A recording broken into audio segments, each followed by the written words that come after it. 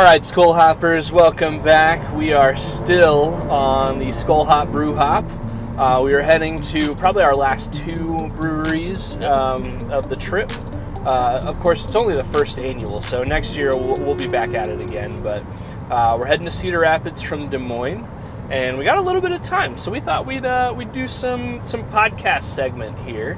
And yeah, what do you think, Ev? You ready to talk some Vikings and some training camp? Yeah, I think that'd be great. All right, well, before we dive into some final training camp talkers before, I guess when this comes out, we will be a day or two into training camp already. But before we dive into those talkers, I figure we play a little bit of a game, okay? Sounds good. So, Pro Football Reference, we just went through the whole, best Vikings to ever wear, all the jersey numbers and the history of the Vikings.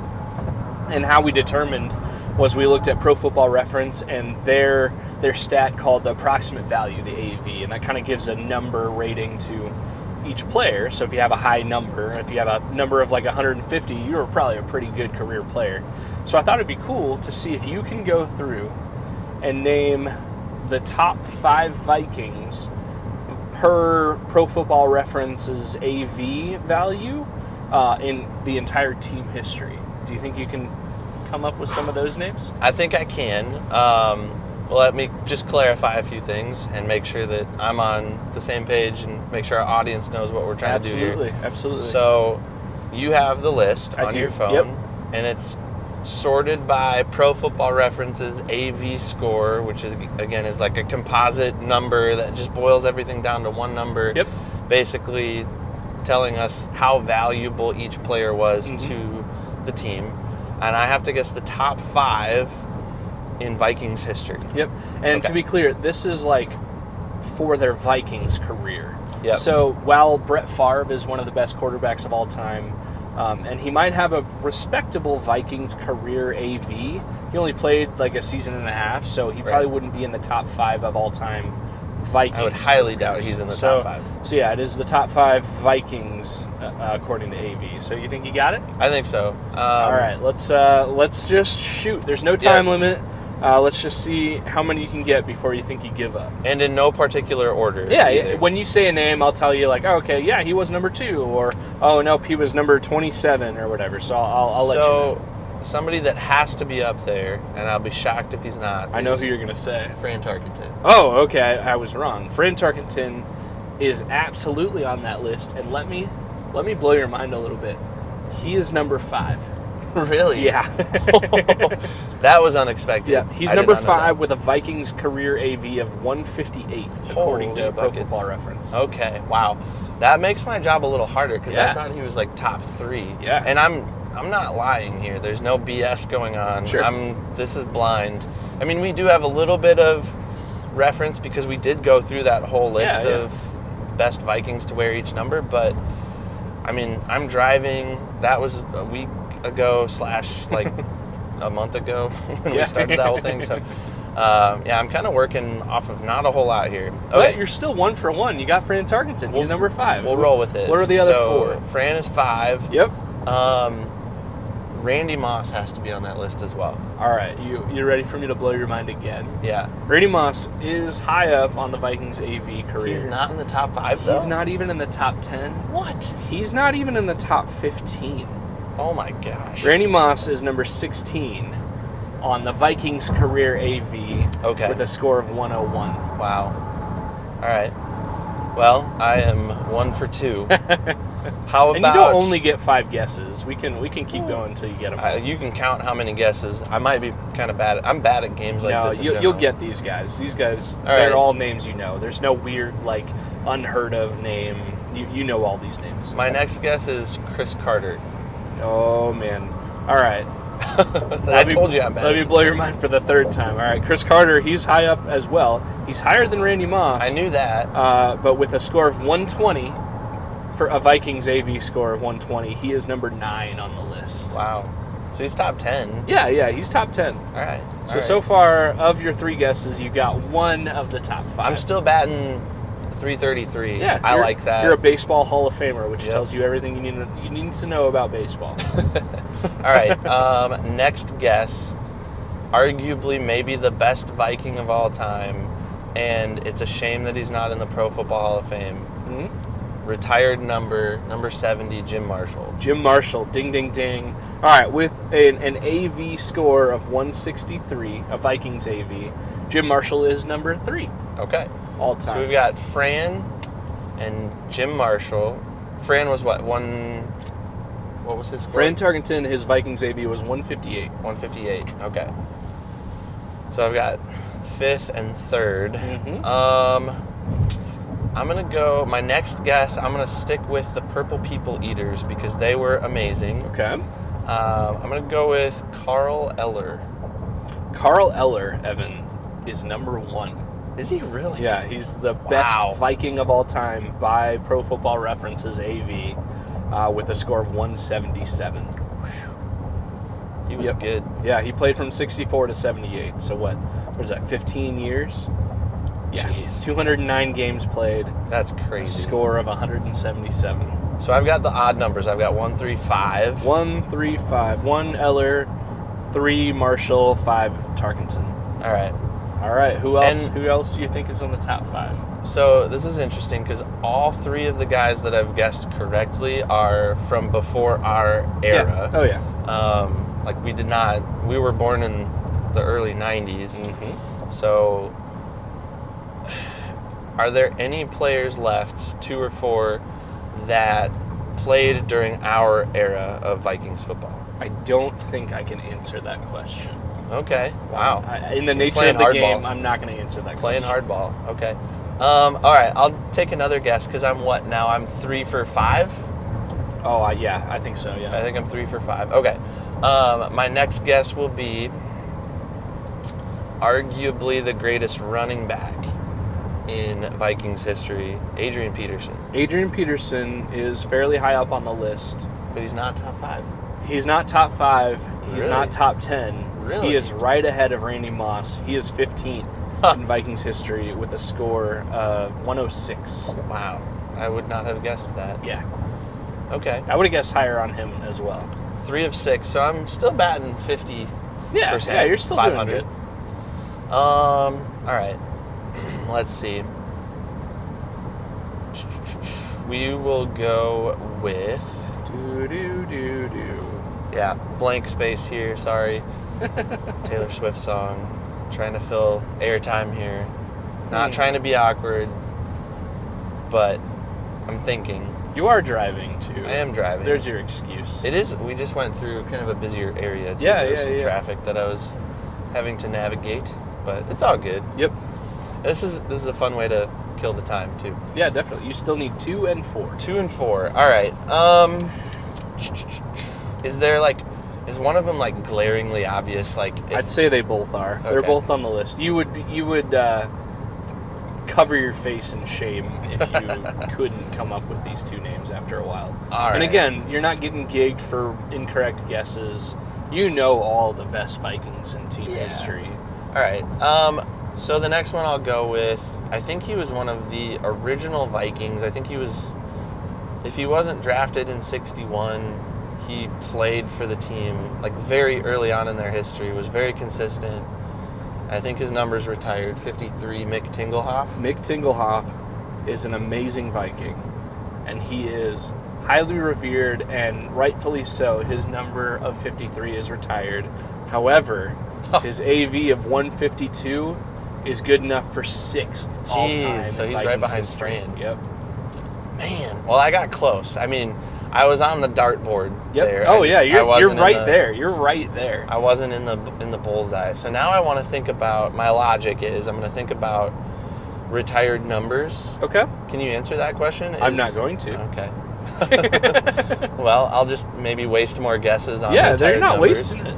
So Fran Tarkenton, his number's retired. Yep. And I think he's number 5. The next number after number 10, right? Fran was 10. Mm-hmm. Is 53.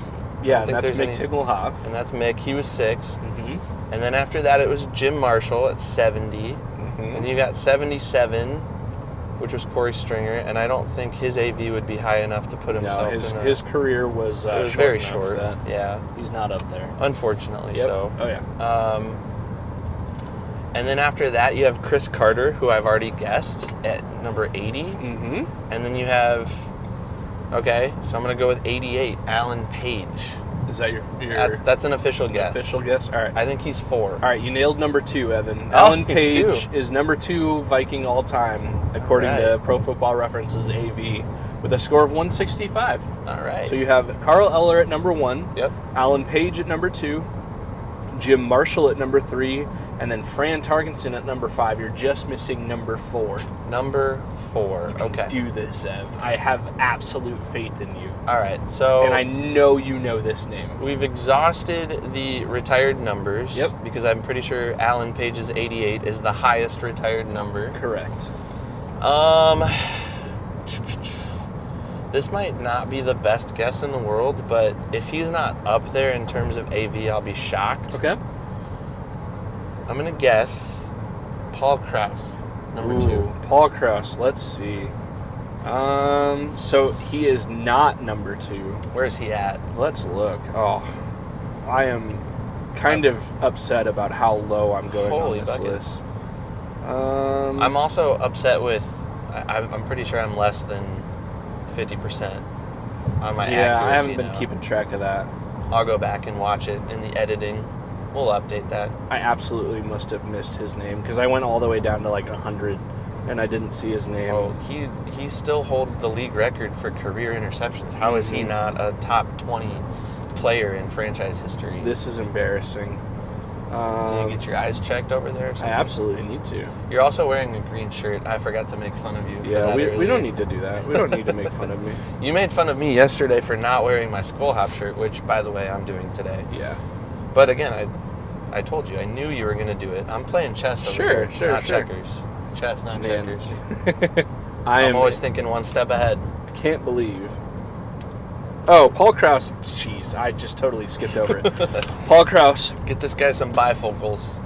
With a Vikings career AV score of 122, he is number 8. Oh, okay. Well, he's top 10. That would make sense. Yep. He's right ahead of Chris Carter. And I don't think that was a bad guess. No, that was a fantastic fantastic I don't feel bad guess, for that. Yeah. Have I guessed all of the, or nearly all of the top 10? You guessed Eller, Page, Marshall, Tarkenton, Mick. You did not guess the 7th overall. You guessed Paul Krause and Chris Carter, and those are 8 and 9. You did not guess the 10th overall player. So I'm missing 2, 7, and 10? No, you're missing 3, 7, and 10 of the top 10. But really, this whole game was the top 5, so you're really only missing 2, 3. 2 was Alan Page. Oh. You said that already. I thought I had the... No, I'm sorry. 4. You're missing number 4. Yep. Yeah, Yep. we were both wrong. Yep. All right. Oh, man. 4th best Viking of all time. You know this name. I'm sure I do. Can you give me any sort of hint? He's an offensive player. Offensive player? Okay.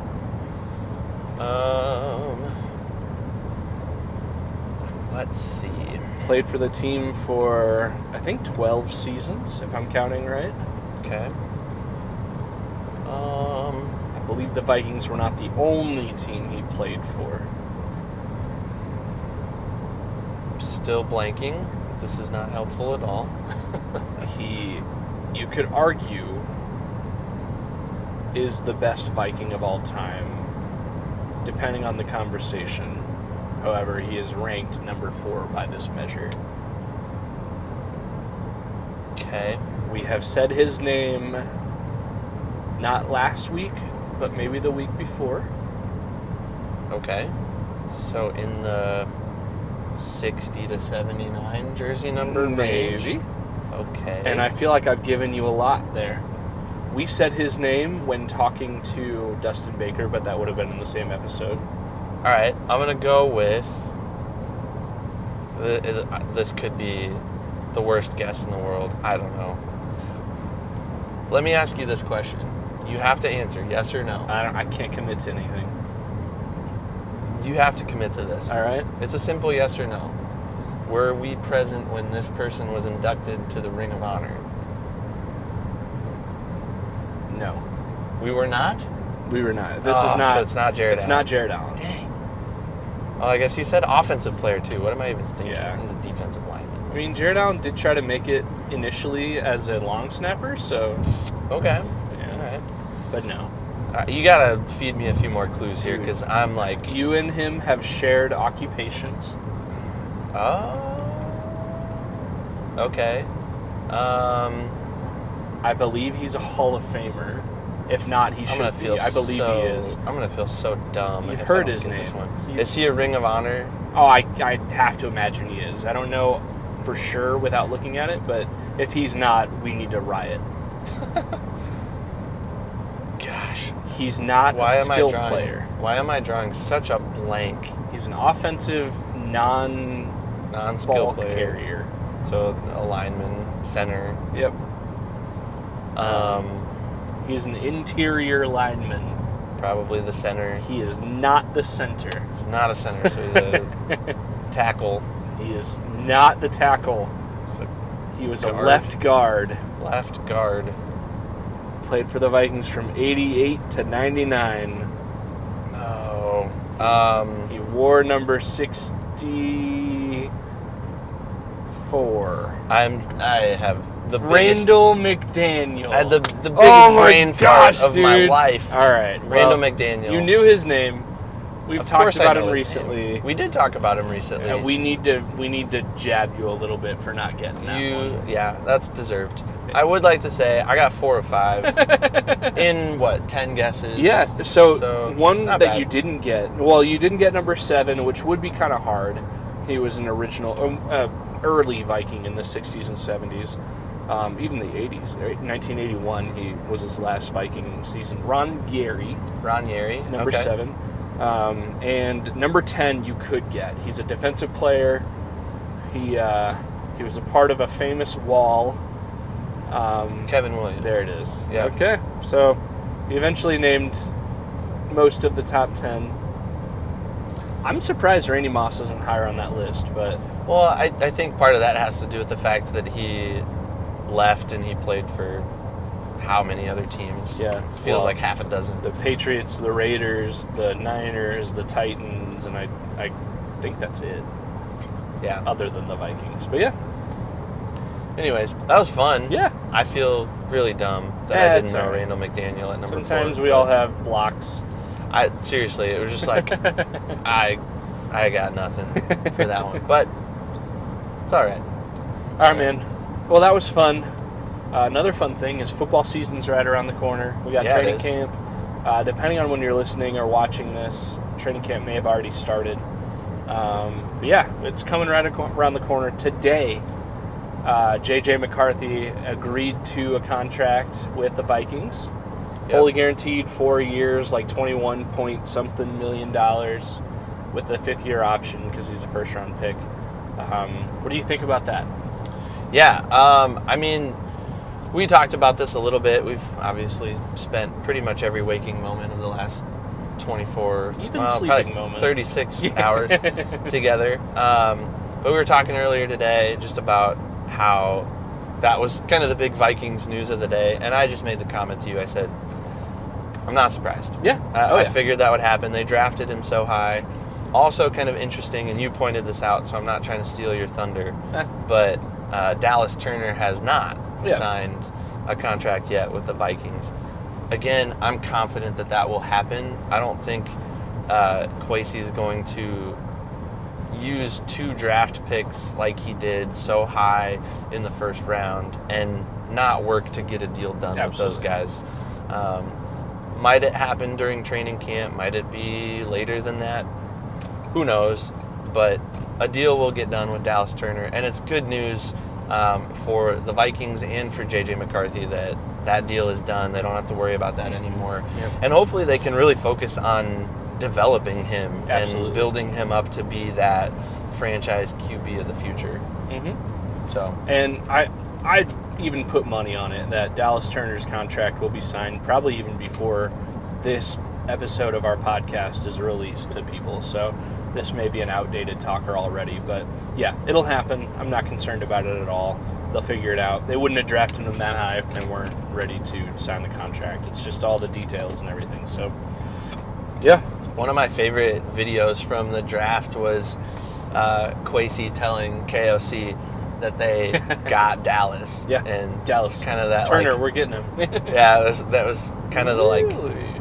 face on KOC's face was awesome. Yeah. It was fun to watch. Yeah, that was awesome. We got a good TikTok kind of talking about that too, so go check out our TikTok. But yeah, I'm excited for training camp to come up. Got JJ under contract. We got Jets under contract. Really, it's just Dallas Turner now. So now we can focus on the different position battles. Who knows what's going to happen with Brandell and Reisner. Yep. Another one to look at is the kind of the safety room. Let's see what happens with Lewis Seen a little bit. One, if he makes the team. Two, how that room shakes out, because there's a lot of really good players in that room too. And I guess the tight end room is the other crowded field right now, even with TJ Hawkinson starting the season probably on the PUP list. But even so, it's still a crowded room. Who do you think is the odd man out in the tight end room?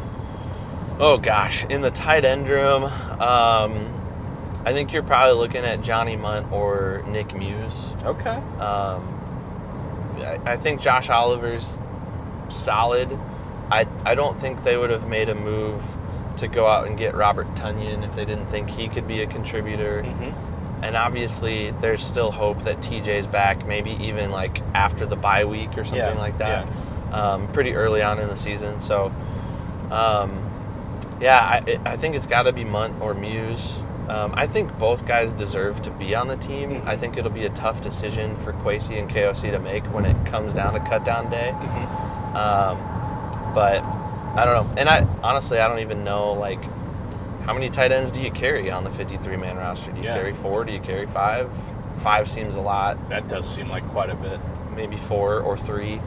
But, and the tight end is such an interesting position too, because you can be a really good blocking tight end, you can be a really good receiving tight end, you can be really good at both. Mm-hmm. And I don't know with TJ hurt if we have anybody that's good at both. Obviously, Josh Oliver is really, really good at blocking. And he can catch the ball, and he can catch, but he's not known for that. Yeah. He's known for his blocking ability. Mm-hmm. So that's why I think he makes the 53-man roster. Oh, yeah, I think Oliver's pretty much a lock. Yeah, and then it's just kind of a toss-up for those other 3. And again, I don't know that they make that splashy acquisition of Tonyan if they don't expect to keep him. Maybe. I really think N'Keal Harry, he's probably just fighting for his life to try to make the team. Honestly, like, I kind of forgot about him. Unless he comes out and has like a totally transformative training camp, I think he's already on an uphill battle. I don't think you're wrong on Muse or Munt. Those are, bubble guys for sure.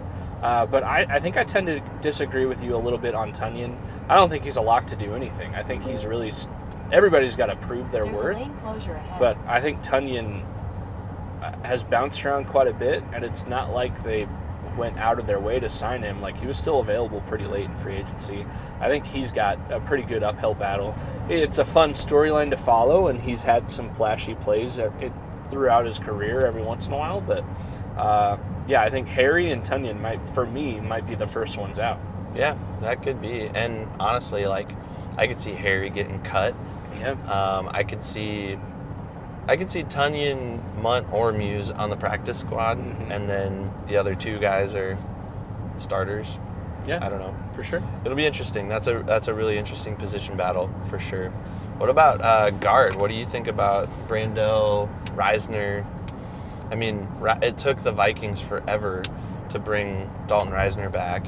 Yeah, and even when they brought him back, like, it's not like he signed to a high-level contract. It might even be less than Brandell's. Yeah. I think if I don't know. I think if Reisner wins the job, Brandell may be some kind of trade bait, or he's just the automatic 6th offensive lineman.